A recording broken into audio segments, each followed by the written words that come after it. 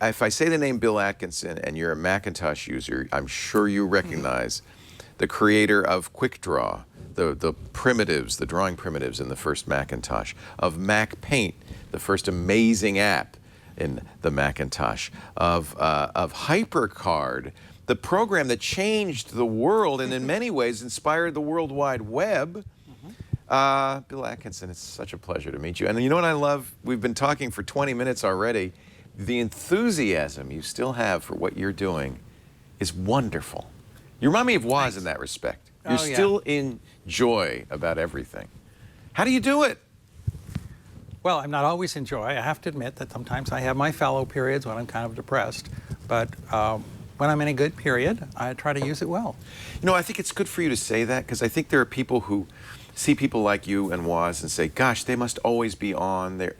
Robin Williams is a good example of this. Gosh, they must always be happy and on. And you don't ever see the quiet downsides because people retreat during those times.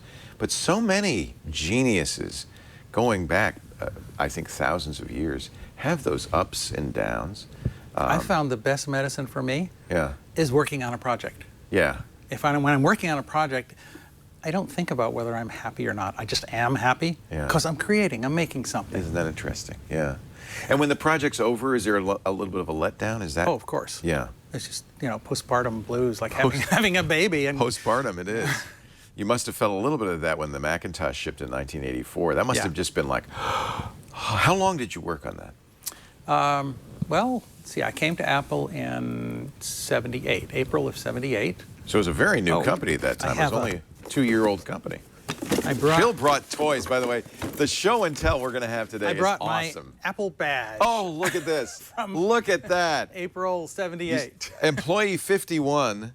You still have it, and Apple was 2 years old. It's just celebrated its 40th birthday, so 38 years ago.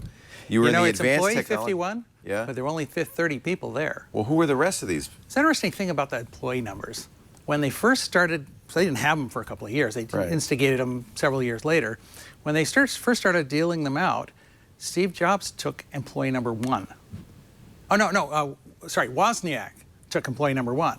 And Steve was kind of a little pissed, and so he took employee number 0. And so when we were kind of kidding around, we'd be in the hall, and he'd be coming down the hall, and we'd say, here comes the big 0. Under your breath, I'm sure one wouldn't want to incur the wrath of Jobs. Oh, so he would have understood. He got it.